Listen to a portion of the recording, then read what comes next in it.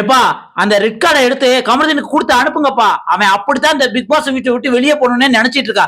ஏன் அப்படின்னு பாத்தீங்கன்னா, உடம்பு வந்து தனக்கு தான் ஜிம் பாடி இருக்குது அப்படின்ட்டு முறுக்கிக்கிட்டு வந்து யாரானாலும் அடிக்க பாஞ்சிடுறது, யாரானாலும் இழிவா பேசிடுறது.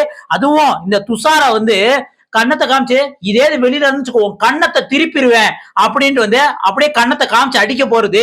இதுக்கப்புறம் வந்து வெளில போனா அப்படின்னு புஷ் பண்றது. இதனால கைகலப்பெல்லாம் ஆகி வீட்டுக்குள்ள ஒரே பெரிய சம்பவம் நடந்து போச்சுங்க. அது என்ன காரணம், யாருன்னு மேல தப்பு இருக்கு, யாருனால இவங்க ரெண்டு பேரும் சண்டை போட்டுட்டு இருக்காங்க அப்படிங்கறத ஃபுல்லாவே இந்த வீடியோல பாத்துடலாம். அதுக்கப்புறம் ரெட் கார்டு கொடுப்போமா மாட்டாங்களாங்கிறத நீங்க முடிவு பண்ணிக்கோங்க. அதுக்கு முன்னாடி நான் எப்பயும் கேட்கறதா ஒரு லைக்கை மட்டும் உங்க பொண்ணான கைகள்ல தட்டி விட்டுருங்க.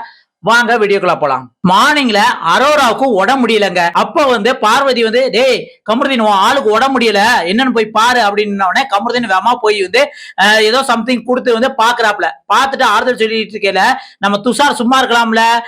சும்மா இல்லாம கமருதீன் நீங்க வந்து எப்பயுமே இங்க இருக்கவே முடிக்கீங்க அப்படிங்கிற மாதிரி சொல்லிடுறாங்க. உடனே கமருதீன் டேய் வேலையை பார்த்துட்டு போ, நானே செம கடுப்புல இருக்கேன், நான் வேலை பார்க்க முடிக்கிறேன், நேத்து நைட்டு பூரா நீ தூங்கிட்டு நான் வேலை பார்க்க முடிக்கிறேன் அப்படிங்கிற மாதிரி வந்து சொல்றியா அப்படிங்கிற மாதிரி வந்து துஷாரை வந்து பயங்கரமா திட்டி விட்டுட்டாப்ல. ஆனா கமருதீன் அதை அமைதியா சொல்லிருக்கலாம். இருந்தாலும் வந்து அரோரா காண்ட்லயும் அரோரா கூட சுத்தி தலையறாம்ல அந்த காண்ட்லயும் வந்து கொஞ்சம் பேசின மாதிரி தான் இருந்தது. துஷாரும் அந்த காண்ட்ல தான் பேசின மாதிரி இருந்தது. சரியா, ஒருத்தனுக்கு ஒருத்தன் இழைச்சவன் கிடையாது. ஆனா இருந்தாலும் கமருதீன் இந்த இடத்துல என்ன பண்ணா அப்படிங்கிற மாதிரி நம்ம பார்க்கணும். கமருதீன் வந்து துஷாரை வந்து ரொம்ப அடிக்கிற தோணியில இந்த வெளியில வந்து இந்த ஏரியா விட்டு ஏரியா வந்து சண்டை போடுவாங்களா அந்த மாதிரி அடிக்கிற தோணில 9ஆம் கிளாஸ் 6ஆம் கிளாஸ் போ, நீ ஒன்னும் பழைய தலையெல்லாம் கிடையாது, இந்த மாதிரி வந்து என்கிட்ட பக்கத்துல வந்து நின்ன அவ்வளவுதான் அவ்வளவுதான் உனக்கு அப்படி இப்படின்ட்டு பயங்கரமா திட்டுறாப்ல.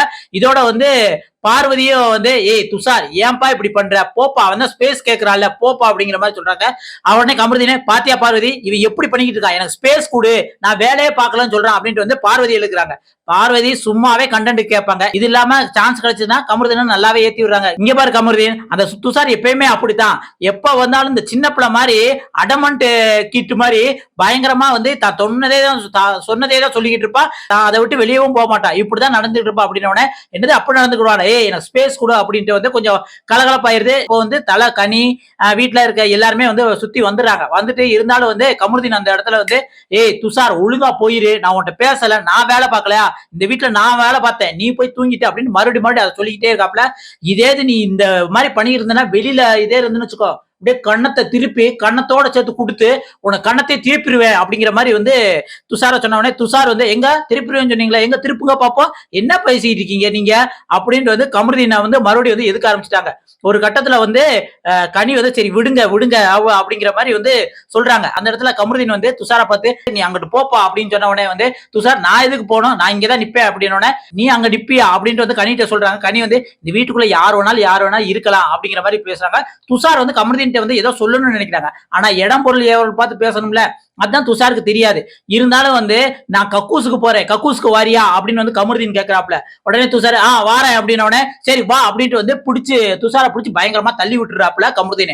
உடனே துஷார் கோவம் வந்துட்டு என்ன எதுக்கு தள்ளி வைக்கிறீங்க, மேல கை வைக்கிறீங்க அப்படின்னு முன்னாடி போகல. கமருதீன் வந்து கையை நீட்டி எடுத்துட்டாப்ல. அந்த இடத்துல வந்து துஷார் வந்து வாட்டுக்கண வச்சு மிரட்டுறாப்ல. கொஞ்சம் கமருதீன் மேலையும் பட்டுச்சு போலுக்க. உடனே ரெண்டு பேரும் வந்து கமருதீன் வந்து என்ன சொல்றாப்ல, அவன் தான் வந்து வாட்டுக்கண்ண நீட்டினா என் கையில பட்டுச்சு அப்படின்னு கமருதீன் சொல்ல, துஷார் வந்து அவர் என்ன அடிக்க பாஞ்சிட்டாரு, மேல கையை வைக்கிறாரு அப்படின்னு சொல்ல ரெண்டு பேத்துக்கும் கிட்டத்தட்ட வந்து அடிக்கிற மாதிரி கைகலப்பு தாங்க நடந்துருச்சு. இதனால வந்து துஷாருக்கு எதுவும் வார்னிங் கொடுக்குறாங்க இல்லையா, கண்டிப்பா கமருதீன் கொடுக்கணும். ஏன்னா கமருதீனுக்கு இது ஒன்றும் ஃபர்ஸ்ட் டைம்ல கிட்டத்தட்ட வீட்டுல இருக்கிற எல்லாத்தையுமே அடிக்க பாஞ்ச மாதிரி பாஞ்சிட்டாப்ல, எல்லாரும் கூட சண்டை போடுறாப்ல. அது டோனை கிட்டத்தட்ட வந்து துஷார என்ன சொல்றாங்களா, டே மாட்டு சத்த மாதிரி மாட்டு வாய்ஸ் மாதிரி இப்படி பேசிக்கிட்டு ஏன்ட்ட வந்து ஒரு திமிர காட்டுறியா அப்படிங்கிற மாதிரி எல்லாம் வந்து ஒரு மாதிரி பேசுறாங்க. இதை பார்க்கும்போது கண்டிப்பா கமருதீனுக்கு வந்து ஏதாவது ஒரு கார்டு கொடுத்தே ஆகணும், இல்லைன்னா வார்னிங் பண்ணி ஆகணும். இல்லைன்னா விஜய் சேதுபதி இதையும் நார்மல் அப்படிங்கிற மாதிரி நினைச்சாருன்னா இன்னும் பிக் பாஸ் 50 நாள் தாண்டவங்களே யாருக்காவது ஒருத்தருக்கா அடிச்சுட்டு வீட்டுக்கு கேஸோட தான் வெளியே போவா அப்படின்னு எனக்கு தோணுது. இதை பத்தி நீங்க என்ன நினைக்கிறீங்க அப்படிங்கிறத கமெண்ட்ல சொல்லுங்க. அடுத்த ஒரு வீடியோல சந்திக்கலாம். நன்றி, வணக்கம் மக்களே.